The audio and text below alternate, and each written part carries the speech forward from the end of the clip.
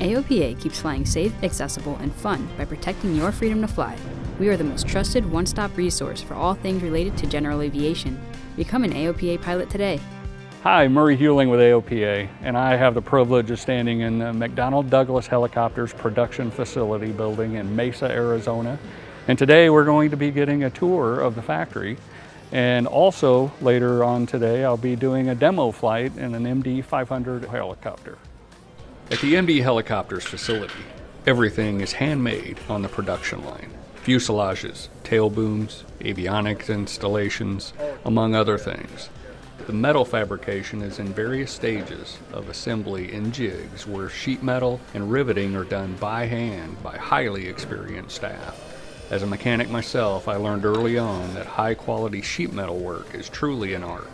The current MD-500 line benefits from its engineered crashworthiness and survivability due to the current A-frame truss with seats and the landing gear affixed, along with its egg-shaped cabin and oleo-pneumatic shop landing gear added to its safety characteristics by providing a reinforced structure, effectively creating a roll cage for the occupants.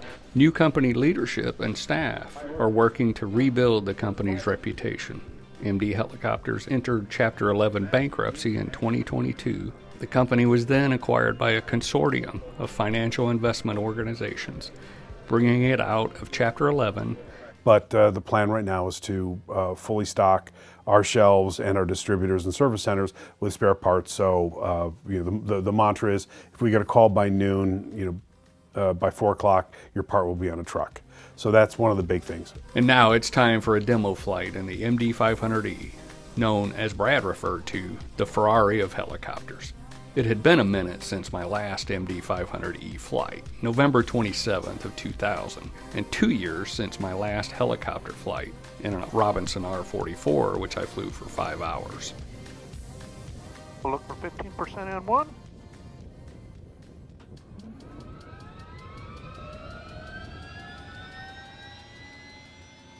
And going to idle.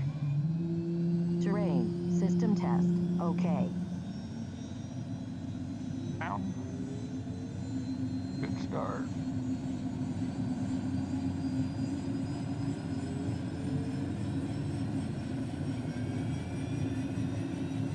Alright, I'll go through a couple checks. We're going to do the map speed.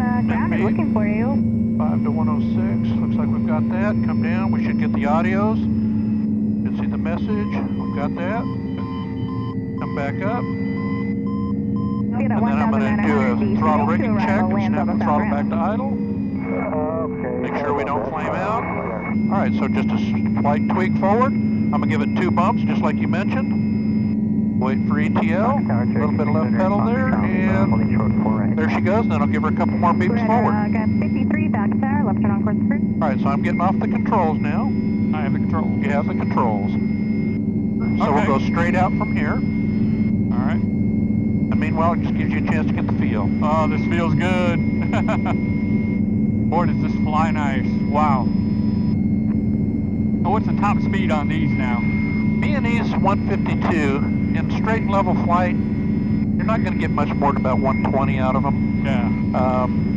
Depending on altitude and stuff. The F models, you're going to get easily 120. Then as we cross this, if you want to just play with some S turns, just kind of get the feel of the aircraft. Yeah, coming left. This MD-500E is equipped with a Rolls-Royce 250 C20B engine, with no hydraulics assisting the flight controls and maneuvering its 5-blade, fully articulating main rotor system and tail rotor. It provides excellent feedback and precise control over how the helicopter performs.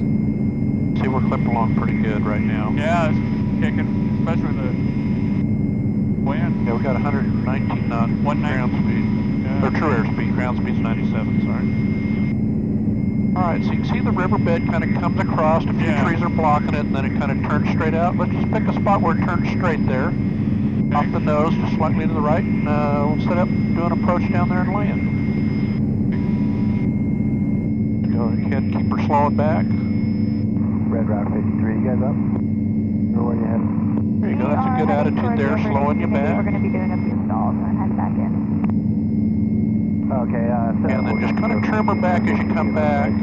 That'll hold that attitude. For you as well, and we have you right now. We're about 53.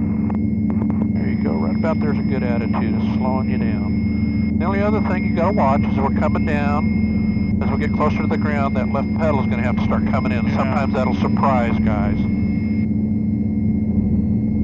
You're probably having to trim it to the left a little bit now. There you go.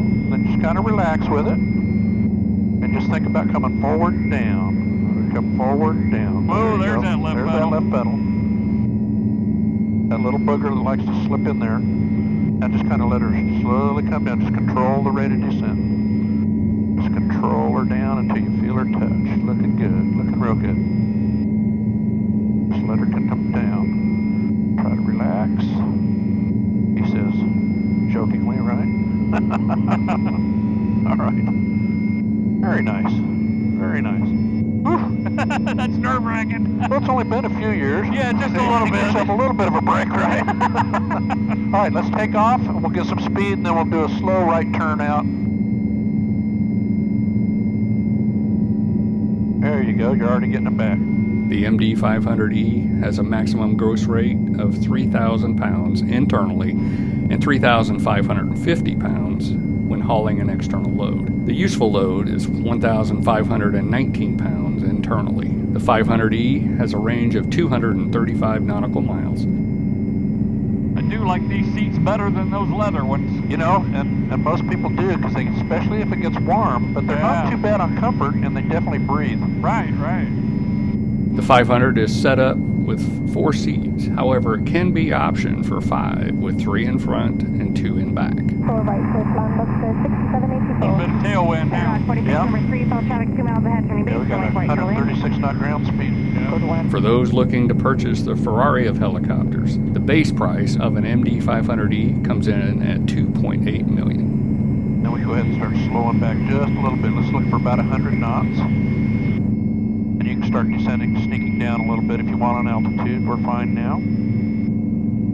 Then you can kind of see where we'll just follow these buildings around, and where those fixed wing are, just in front of those. Okay. All right, and then we'll jump over the fence here onto the ramp.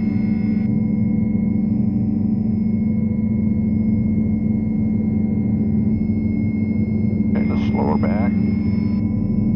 There you go. There you go, right there is good. Puts us in a good position for when we're ready to take off. All right, and click to pull down. All right, I've got the controls. You have the controls. Got the controls going to idle. Force trim, friction's on. And, all right. Well, welcome back to the 500 world. Yeah, that felt so fun. That was great. Can't wait to do it again. Yep. Even though I hadn't flown a helicopter in more than 2 years, the 500's stability, attributable in part to its unaided control feedback, allowed me to quickly get the feel back and maintain precise, positive control. The excitement of being behind the controls of one of my favorite helicopters, again, was immeasurable.